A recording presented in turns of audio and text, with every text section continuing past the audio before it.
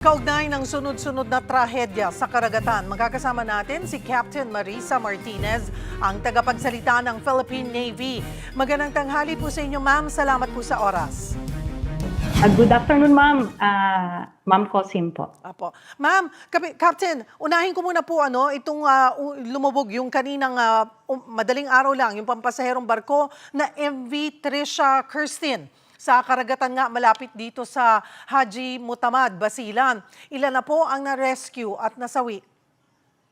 Ma'am, according sa reports, but we need to validate it po. According to reports, 300 plus or 350, which we need to confirm kasi po according dun sa iba-ibang reports dun sa manifesto.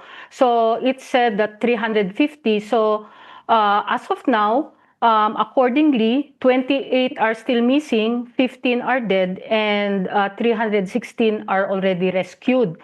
So ayun po yung numbers na nasaga po namin. However, this needs still to be verified po.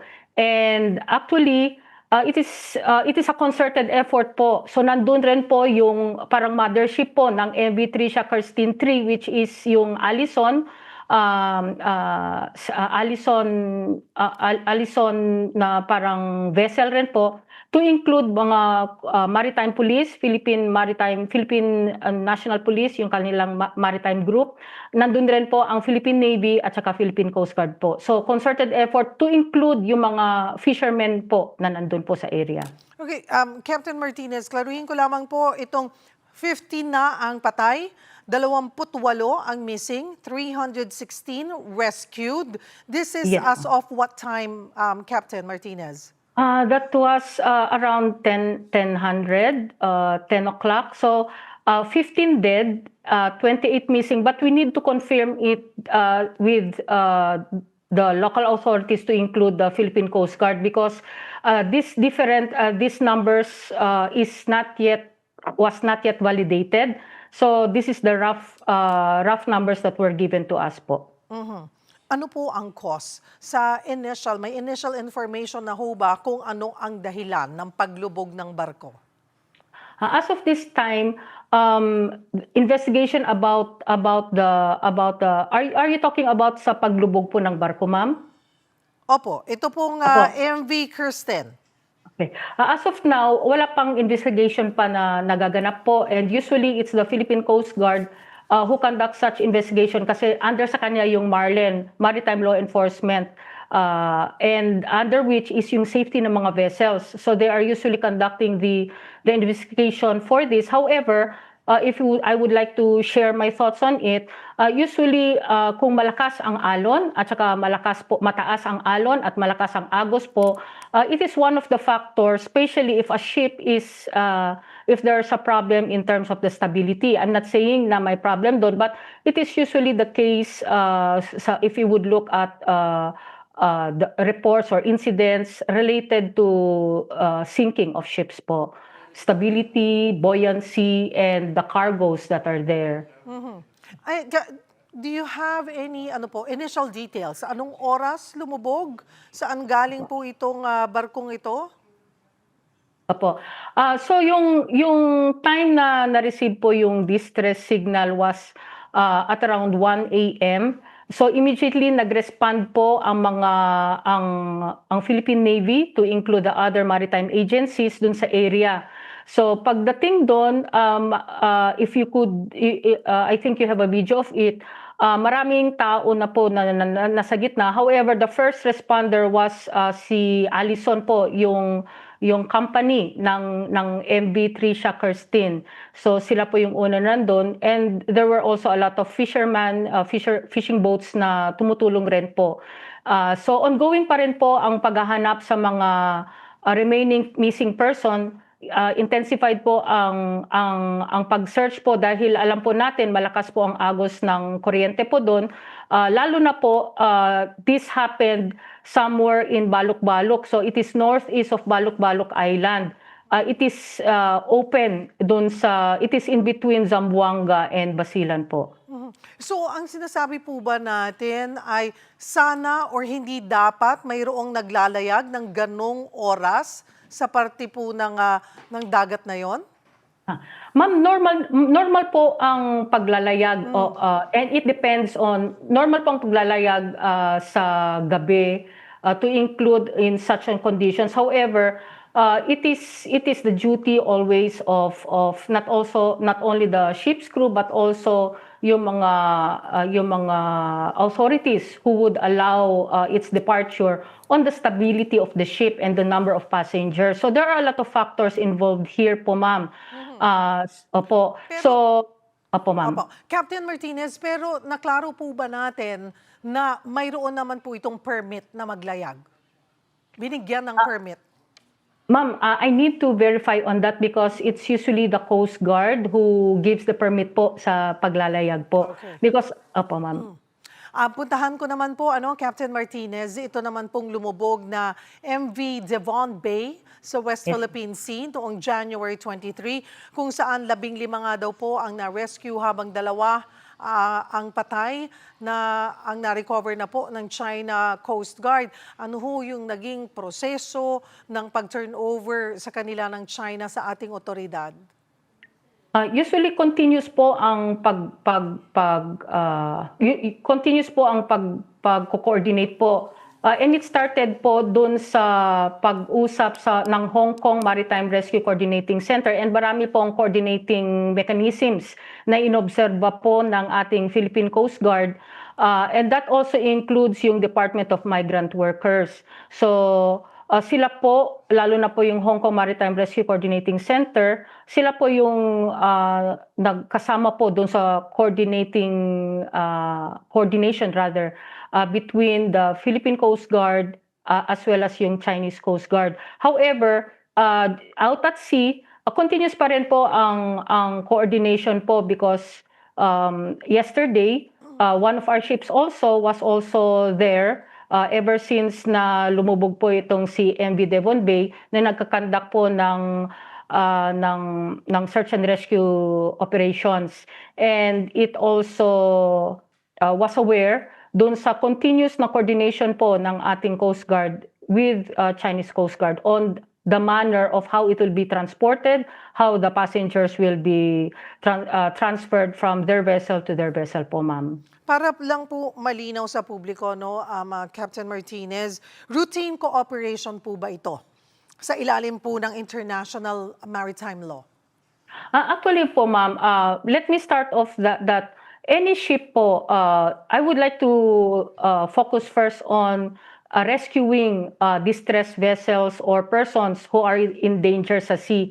So according sa UNCLOS, it is an obligation of a state or a vessel, whether military man o civilian ang vessel, to render services or assistance, immediate assistance to ships that are in distress, to include persons that are in danger at sea, no matter, regardless of nationality or jurisdiction. So with this, it is an understanding that everyone has to help. So ang continuous coordination na ito is part of this UNCLOS po. Puntahan ko po yung mga nawawala. Ilan po ang nawawalang Pilipinong crew? This happened January 23, 3 days ago. Ano na po ang update sa lagay nila? Opo. 4 pa rin po ang missing. So if you would look at the pattern po kung saan lumubog ang MV Devon Bay, it was it was reported to be 151 nautical miles from sa Pangasinan, and that is, if you would base it dun sa Bajo de Masinloc, that is closer to Bajo de Masinloc po, and that is in the northwest part ng Bajo de Masinloc. Now, according sa reports, yung agos po ngayon ng sea is towards is southwest. So with that, the search pattern has increased. Pababa po yung search pattern dahil malakas ang current and mataas po ang alon po. It is 2 meters actually. So nasa search phase pa rin po tayo or nandoon na sa transition ng recovery because it's been several days? Until now po, ma'am, your Philippine Navy is still undergoing search phase, is still undergoing search and rescue operations, intensified search and rescue operations. Actually, yung bagong frigate natin nandun po, conducting such operations, utilizing the new equipment it has, yung mga electro-optical tracking sensors, and to include yung air surveillance ng ating aircraft sa Philippine Navy. So continuous pa rin po yun, ma'am. We would not stop unless the Office of Civil Defense would tell us to do so. Bilang isang Singapore flagged cargo vessel po, ano na po o ano pa at ano yung ibibigay na assistance ng may-ari nito sa paghahanap sa mga nawawala at mga na-rescue? In terms of this po, I believe po that this is now in the level of the Department of Foreign Affairs, and also this is with the Coast Guard also. Apo. Puntahan ko na po yung lumubog na motor bangka Amehara na naiulat na nawawala naman noong January 19. Balikan lamang po natin kung saan at kailan ito lumubog, ma'am. Opo, ma'am. We received reports po last 17 January. I think it was a text from isa sa mga pasahero doon sa MV Amihara. So according dun sa text, the vicinity ng kung saan lumubog o kung nasaan sila was somewhere in the Davao Gulf. However, immediately nag-conduct na ng search and rescue operations po ang inyong Philippine Navy to include mga maritime agencies. However, we should note na malakas rin po ang alon at saka mataas ang height ng alon sa area na yon, kaya napadpad po sila. That's why the first